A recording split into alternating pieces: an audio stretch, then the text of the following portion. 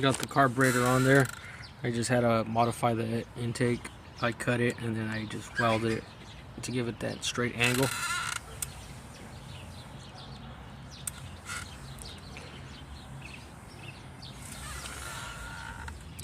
Clearance. And all you scary cats thinking that it's gonna hit the exhaust if I hit a bump, technically there's no possible way if I hit a bump it's going to hit the exhaust pipe. The fork is rigid, so technically if the fork is strong and doesn't flex or bend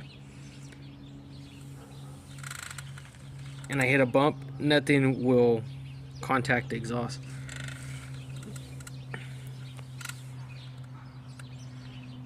There you can see it. Carburetor on there.